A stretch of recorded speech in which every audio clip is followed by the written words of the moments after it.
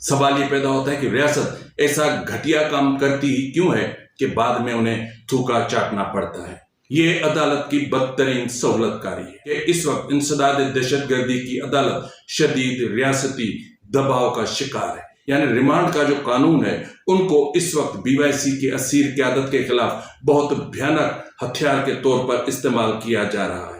حیرت ہوتی ہے مجھے ایسے بغیرت صحافیوں پر جو انسداد دہشت گردی کے ان قوانین کو جائز اور درست قرار دیتے ہیں۔ ان بغیرت صحافیوں کو یہ پتہ نہیں ہے کہ آئین اس کی اجازت نہیں دیتا۔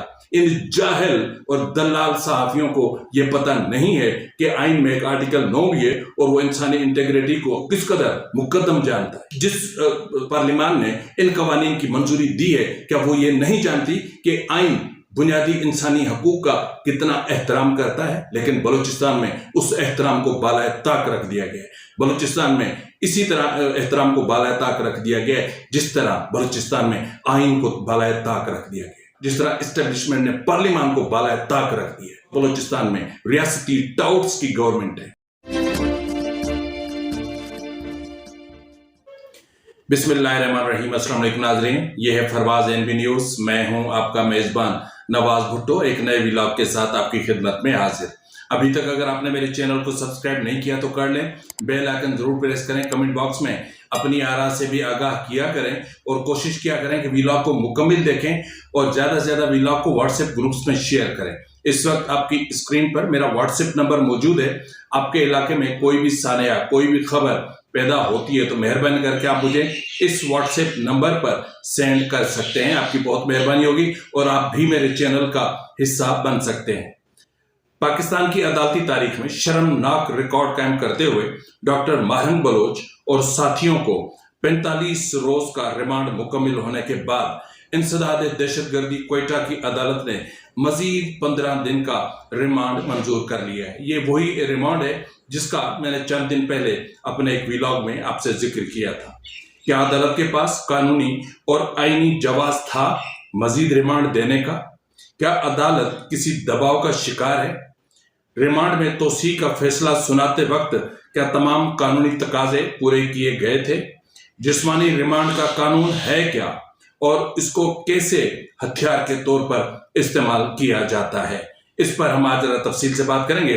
اور بلوچ عوام کی proxy, the queen of Balochistan, doctor Mahrang Baloch اور وزیر اعلیٰ بلوچستان یعنی اسٹیبلشمنٹ کی پراکسی سرفراز بگٹی آمنے سامنے آ گئے ہیں۔ ڈاکٹر ماہرنگ بلوچ نے کہا ہے کہ سرفراز بگٹی کے الزامات ریاستی بیانیے کو بڑھانے کے مترادف ہیں۔ یہ ہماری جیت ہے کہ ہم سڑکوں سے شروع ہونے والی تحریک کو عدالتوں تک لے آئے ہیں اور نظام عدل کو دنیا کے سامنے بے نقاب کر کے رکھ دیا ہے۔ انہوں نے عدالت میں گلزادی بلوچ سے کہا کہ یہاں وظیفے نہیں ڈالر چلتے ہیں کیونکہ یہ ریاستی عدالتیں ہیں۔ دو صحافیوں کو گرفتار کرنے کے بعد لاپتہ کر دیا گیا۔ اس وقت کوئٹہ کے یعنی بلوچستان کے صحافی پولیس اور CTD کے ٹارگٹ پر آ چکے ہیں، جبکہ 4 نوجوانوں کو ماورائے عدالت قتل کر دیا گیا ہے۔ ایک CTD اہلکار کو بھی مار دیا گیا اور پچھلے چند روز میں کم و بیش 23 افراد کو جبری گمشدگی کا نشانہ بنایا گیا۔ لیکن اہم ترین جو معاملہ ہے وہ ہے میر لہڑی ایڈوکیٹ کا، کہ ان کے حوالے سے بھی ایک اہم معلومات آپ کے ساتھ شیئر کرنی ہے، کیونکہ اس وقت میر لیڈی ایک بہت بڑی سازش کا شکار ہونے جا رہے ہیں۔ آپ سے ایک بار پھر چھوٹی سی گزارش ہے کہ آپ کی اسکرین پر میرا واٹس ایپ نمبر موجود ہے۔ آپ کے علاقے میں کوئی بھی خبر ہو، کوئی بھی ایسی چیز ہو جو آپ شیئر کرنا چاہیں، وہ مجھے ضرور واٹس ایپ کر دیں۔ آپ کو پتا ہے کہ اس وقت پچھلے کچھ دنوں سے سرفراز بگٹی جو بلوچستان کے وزیر اعلیٰ ہیں، BYC پر اور ڈاکٹر ماہرنگ بلوچ پر کئی قسم کے الزامات عائد کر رہے تھے۔ مذاکرات کے حوالے سے بھی الزامات عائد کر رہے تھے۔ وہ BYC ڈاکٹر ماہرنگ بلوچ اور ان کے ساتھیوں کو ڈکلیئر کر رہے تھے انڈین پراکسی، را پراکسی، یہودی پراکسی اور پتہ نہیں کیا کیا، جبکہ خود اسٹیبلشمنٹ پراکسی ہے۔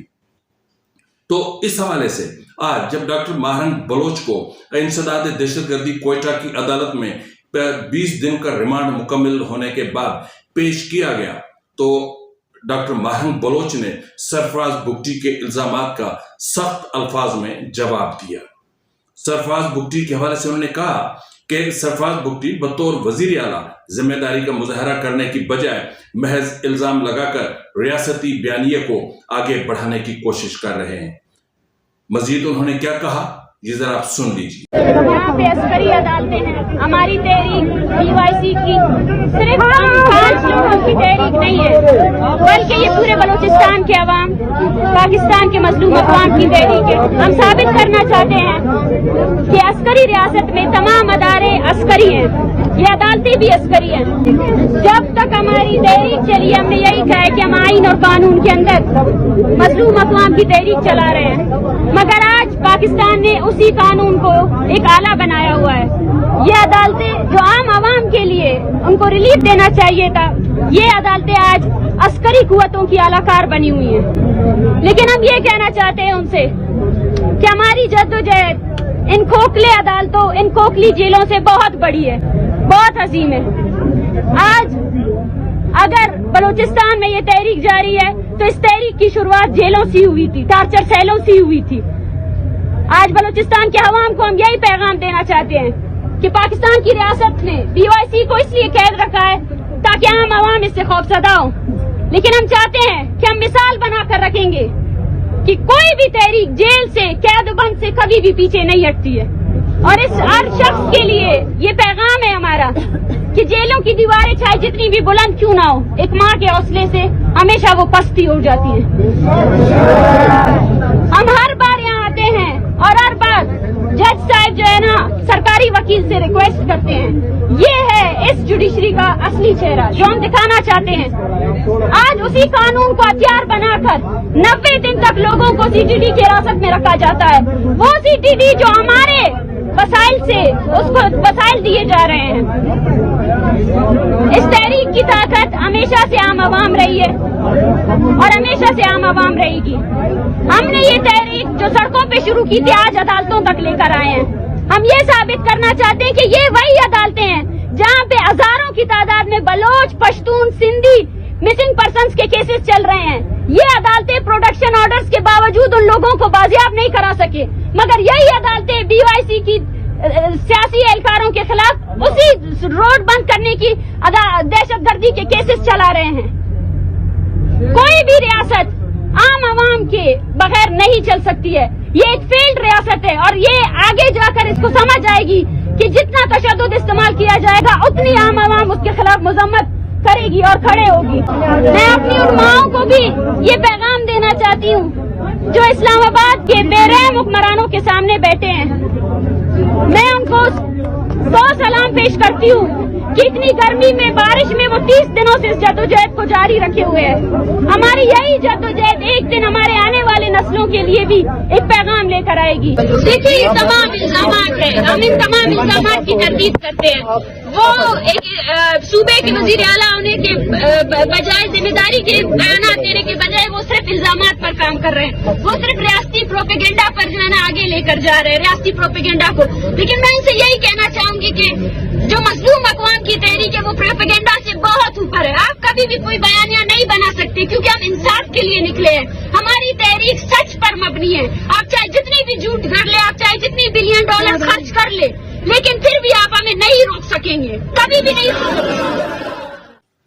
इससे पहले कि मैं आपको डॉक्टर महंग बलोच और इंसदाद दहशतगर्दी की अदालत के मामलात की तरफ लेकर जाऊं, मैं चाहता हूं कि सबसे पहले आपके साथ एक अहम तरीन खबर शेयर करूं।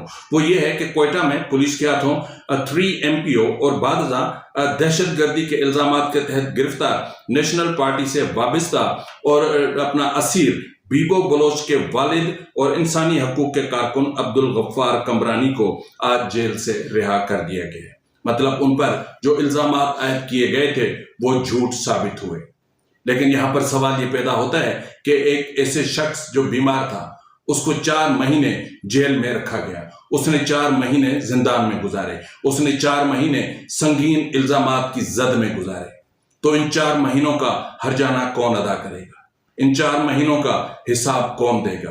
क्या रियासत देगी या वो अदालत देगी जिन्होंने 3 MPO को एक जायज करार दिया और फिर انہوں نے ان پر الزامات کی تحقیقات کیے بغیر ہی ان کے ریمانڈ کی منظوری دیتی رہی۔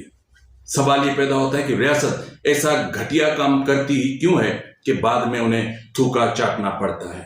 آپ کو پتا ہے کہ اس وقت ڈاکٹر ماہرنگ بلوچ، بیبو بلوچ، بیبگر بلوچ اور دیگر BYC کے اسیران پولیس تحویل میں یعنی انسداد CTD کی تحویل میں ہیں، ان پر سنگین الزامات ہیں، اور ڈاکٹر ماہرنگ بلوچ سمیت BYC کی جو بلوچ احتیاطی کمیٹی کی قیادت ہے، ان کو آج انسداد دہشت گردی کی عدالت نے، میں تو حیران ہوتا ہوں کہ یہ کیسے ہوا کہ 15 روزہ ریمانڈ منظور کرتے ہوئے ان کو پولیس تحویل میں دے دیا گیا۔ عدالت نے پہلے 10 روز، پھر 15 روز اور تیسری مرتبہ 20 دن کا ریمانڈ دیا تھا، جو مجموعی طور پر 45 دن بنتے ہیں۔ یعنی اگر ان 15 دنوں کو ملا لیں تو مجموعی طور پر 60 دن کا ریمانڈ۔ یہ عدالت کی بدترین سہولت کاری ہے۔ اس سے ایسا ظاہر ہو رہا ہے کہ عدالت کا جو انٹینشن ہے وہ ثابت کر رہا ہے کہ اس وقت انسداد دہشت گردی کی عدالت شدید ریاستی دباؤ کا شکار ہے۔ ریاست انویسٹیگیشن آفیسر سے یہ نہیں پوچھا اس نے کہ 45 دنوں تک وہ کس قسم کی تحقیقات کرتے رہے، کون سے ایسے شواہد ہیں جو باقی ہیں، جو ملزمان سے آپ کو حاصل کرنے ہیں اور آپ کو مزید ریمانڈ چاہیے، لیکن ایسا نہیں ہوا۔ نہ ہی عدالت نے انویسٹیگیشن آفیسر سے پوچھا کہ ابھی جو آپ کو 15 دن کا ریمانڈ دیا تھا اس میں اس کی پروگریس کیا ہے، ایسا کچھ نہیں ہوا۔ نہ ہی عدالت نے پروگریس رپورٹ پوچھی، نہ ہی اگلوں نے دی، اور پھر ریمانڈ منظور کر دیا۔ ریمانڈ بنیادی طور پر ہے کیا؟ لیکن آج جو کچھ ہوا ہے اس کے حوالے سے میں آپ کو اتنا ضرور بتا سکتا ہوں کہ ریمانڈ کے حوالے سے، یعنی ریمانڈ کا جو قانون ہے، ان کو اس وقت BYC کی اسیر قیادت کے خلاف بہت بھیانک ہتھیار کے طور پر استعمال کیا جا رہا ہے۔ آپ کو یاد ہوگا کہ ڈاکٹر ماہرنگ بلوچ کو 22 مارچ 2025 کو گرفتار کیا گیا تھا، اور اس کے فوراً بعد دیگر رہنماؤں کی بھی گرفتاری عمل میں آئی تھی۔ انہوں نے 3 ماہ 3 MPO کے تحت جیل میں گزارے۔ 8 جولائی کو ڈاکٹر ماہرنگ بلوچ کو ساتھیوں سمیت پہلی بار عدالت میں پیش کیا گیا، جہاں انسداد دہشت گردی عدالت کوئٹہ نے ڈاکٹر ماہرنگ اور دیگر ساتھیوں کا 10 روزہ پولیس ریمانڈ منظور کیا۔ پھر 18 جولائی 2025 کو عدالت نے 15 روز کا ریمانڈ منظور کیا۔ پھر 3 اگست کو عدالت نے 20 روز کا جسمانی ریمانڈ منظور کیا، اور پھر آج 15 دن کا جسمانی ریمانڈ منظور کیا گیا۔ بنیادی طور پر یہ جو ریمانڈ ہے اس کی حقیقت ہے کیا؟ ڈاکٹر ماہرنگ بلوچ اور BYC کے تمام اسیران کو ریمانڈ پر رکھنے کی بنیادی وجہ یہ ہے کہ BYC کی قیادت کو ضمانت کے حق سے محروم رکھا جائے۔ ضابطۂ فوجداری کی دفعہ 154 کے تحت FIR کے اندراج کے بعد کرمنل پروسیجر کوڈ کی شک 61 کے تحت تفتیشی آفیسر کی ذمہ داری ہے کہ ملزم کو within 24 hours متعلقہ علاقہ مجسٹریٹ کے سامنے پیش کرے۔ ان 24 گھنٹوں کے اندر ملزم سے تفتیش مکمل نہ ہوئی ہو تو IO یعنی انویسٹیگیشن آفیسر مجسٹریٹ کو وجوہات بتائے گا کہ تفتیش اور جرم سے متعلق ثبوت اکٹھے کرنے کے لیے ملزم کا ابھی پولیس حراست میں رہنا ضروری ہے۔ عدالت جرم کی نوعیت دیکھے گی اور الزامات کو دیکھے گی، اور پھر ضابطۂ فوجداری کی دفعہ 167 کے تحت ملزم کو کچھ دنوں کے لیے پولیس کی حراست میں دے سکتی ہے۔ لیکن آپ کو ایک اندازہ پتا ہونا چاہیے کہ فزیکل ریمانڈ کتنے دن کا ہوگا، قانون کیا کہتا ہے۔ قانون کے مطابق مجسٹریٹ ملزم کو زیادہ سے زیادہ 15 دن کے جسمانی ریمانڈ پر پولیس کے حوالے کر سکتا ہے۔ تاہم غیر معمولی نوعیت کے کیسوں میں جسمانی ریمانڈ 15 دن سے زیادہ بھی دیا جا سکتا ہے۔ تاہم ایسا بہت کم ہوتا ہے، جو اس کیس میں ہوا کہ BYC کے اسیروں کی جو ریمانڈ تھا وہ 20 روز کا دیا گیا۔ لیکن مجسٹریٹ ایک دفعہ پیشی پر یہ ہے وہ مرحلہ جس کی وجہ سے اس ریمانڈ کے قانون کو ہتھیار کے طور پر استعمال کیا جا رہا ہے۔ مجسٹریٹ ایک دفعہ میں یعنی ایک بار پیشی پر صرف 15 دن کا جسمانی ریمانڈ دے سکتا ہے، ٹھیک ہے، صرف ایک بار لیکن اگر 15 دن پورے ہوں تو پھر وہ دوبارہ دے سکتا ہے۔ اس کی بنیادی وجہ وہی میں نے آپ کو بتائی کہ عدالت ریمانڈ کی منظوری کے لیے بھی عدالت کو وجوہات بتانا ہوں گی کہ کیوں ضروری ہے۔ عدالت متعلقہ ادارے یا تفتیشی ایجنسی کی درخواست یا وجہ پر ملزم کا فزیکل ریمانڈ دیتی ہے۔ پاکستانی عدالت ملزم کا زیادہ سے زیادہ 14 روز تک کا جسمانی ریمانڈ دے سکتی ہے۔ اس کا مطلب یہ ہے کہ ملزم 14 روز یا جتنے دن کا ریمانڈ عدالت دیتی ہے اتنے روز وہ تفتیش کے لیے متعلقہ ادارے کی تحویل میں رہے گا۔ یہ عدالت کا ثوابدید ہے کہ وہ ملزم کا جسمانی ریمانڈ دے یا نہ دے۔ جسمانی ریمانڈ ملزم سے کوئی چیز ریکور کرنے کے لیے لیا جاتا ہے یا اسے کوئی ایسی حقیقت جاننے کے لیے لیا جاتا ہے جس کا علم صرف ملزم ہی رکھتا ہو۔ جسمانی ریمانڈ کے دوران ملزم ضمانت کی درخواست دائر نہیں کر سکتا۔ تو یہ جو ہر 15 دن کے بعد پھر 15 دن کا ریمانڈ دیا جاتا ہے، اس کی بنیادی وجہ یہ ہے کہ BYC کی قیادت کو جو ضمانت کا جو ان کا حق ہے اس سے محروم کرنا ہے۔ اس وقت جج مکمل طور پر دباؤ میں ہے۔ انسداد دہشت گردی کوئٹہ کی عدالت مکمل طور پر دباؤ میں ہے۔ یہی وجہ ہے کہ عدالت حقائق، دستاویزات، ثبوت، پروگریس رپورٹ کچھ بھی دیکھے بغیر جسمانی ریمانڈ کو جوں کا توں منظور کر رہی ہے۔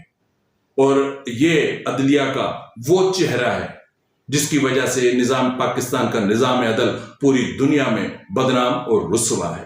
بالخصوص انسداد دہشت گردی کے قوانین یہ اتنے بھیانک ہیں کہ ان سے انسانوں کی زندگیاں برباد ہو جاتی ہیں۔ جس طرح اس وقت آپ دیکھ لینا 60 روز کا ریمانڈ، کون سی ایسی چیز ہے جو پولیس کو دریافت کرنی ہے؟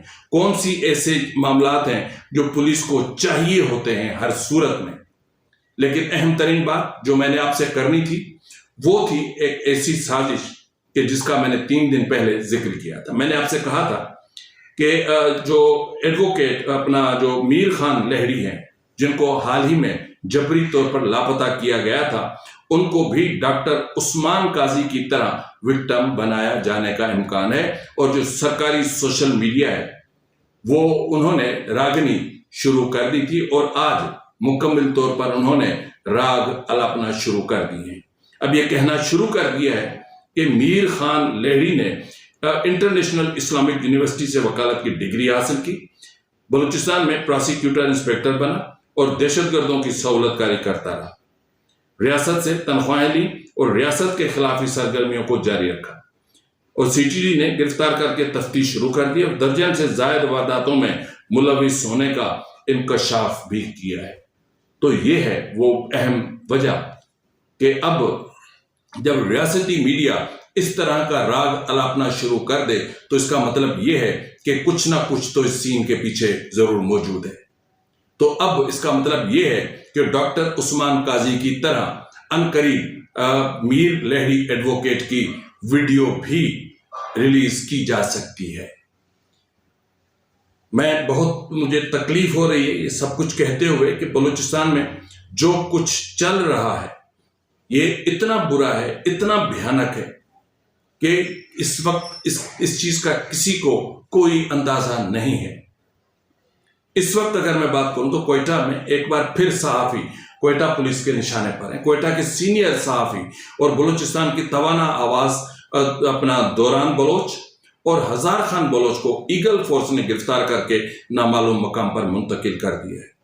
خاندانی ذرائع کا کہنا ہے کہ دونوں صحافیوں کے موبائل نمبر بند جا رہے ہیں جس سے ان کی زندگی کو سنگین خطرہ لاحق ہے۔ اس وقت ریاست کی جو بلوچستان میں پالیسی ہے وہ یہ ہے کہ جو ہاتھ لکھنا جانتے ہیں انہیں کاٹ دو، جو زبانیں بولنا جانتی ہیں انہیں کاٹ دو، جو ذہن سوچنا جانتے ہیں ان کا ماورائے عدالت قتل کر دو، اور جو تحریک چلانا جانتے ہیں انہیں موت کے گھاٹ اتار دو، اور جو سچ بولنے کی طاقت اور ہمت رکھتے ہیں انہیں جبری طور پر لاپتہ کر دو۔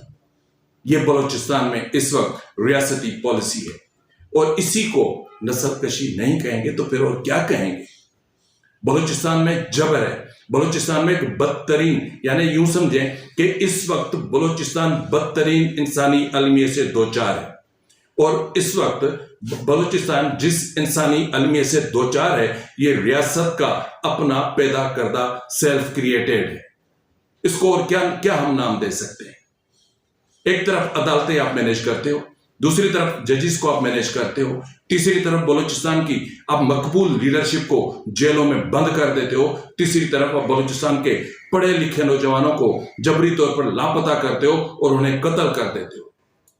क्या पिछले चंद दिनों में बलूचिस्तान में जबरी गुमशुदगियों के 23 नए केसेस सामने आए, जिनमें से एक साबिक जज का बेटा, 2 सहाफी, एक यूनियन काउंसिल का चेयरमैन और एक वकील शामिल है।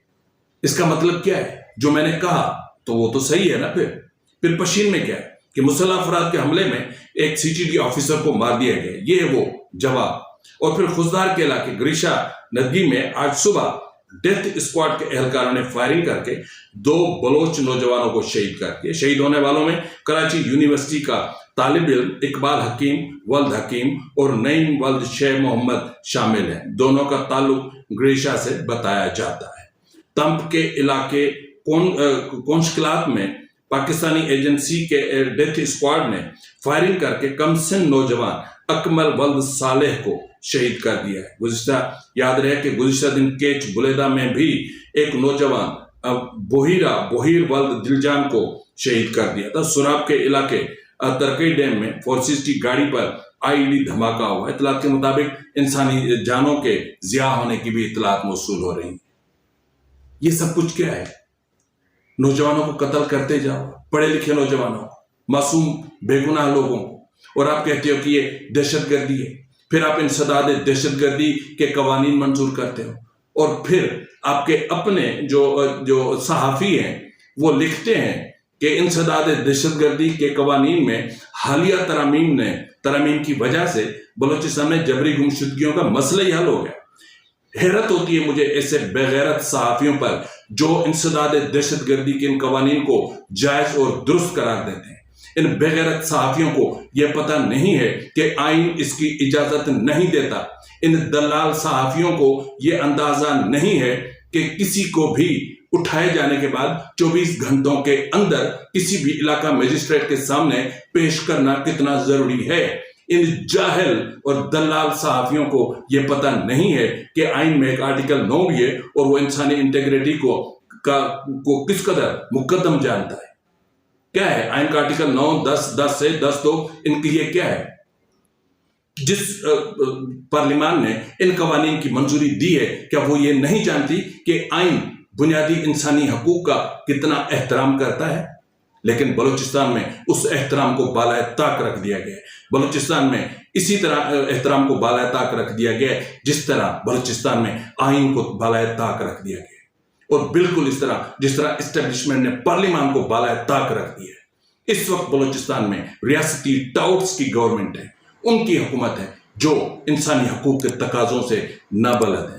एक यूं समझ ले कि वो कातिल समझने के यूं हैं, डेथ स्क्वाड के बंदे हैं जो सरेआम बंदूकें लेकर अमन फोर्स के नाम पर कत्ल करते हो। उनको हम क्या कह सकते हैं? क्या वो बलोचों के खैर ख्वाह हो सकते हैं? कत्ल नहीं। आज मैंने एक चीज आपके साथ शेयर करनी थी, लेकिन टाइम थोड़ा सा ज्यादा हो जाता अगर वो करता, तो इसलिए वो चीज हम कल डिस्कस करेंगे। लेकिन आज के लिए यही है कि डॉक्टर महरंग बलोच और BYC के दीगर असीरान के साथ जो कुछ हो रहा है, रियासत जो कुछ कर रही है, ये अच्छा नहीं है।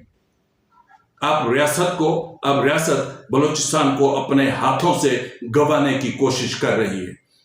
आप कितने भी कानून बना लें, जब इंसान अपने हक के लिए उठकर खड़ा होता है तो बंदूकें और संगीन बारूद, तोबें, लॉन्चर्स, जो भी आप हथियार इस्तेमाल करते हैं वो सब बेसूद होते हैं। बलूचिस्तान में ऐसे ही कुछ होने जा रहा है। फिल वक्त के लिए इतना ही, मिलते हैं प्रोग्राम में, तब तक इजाजत दीजिए। फी अमान अल्लाह।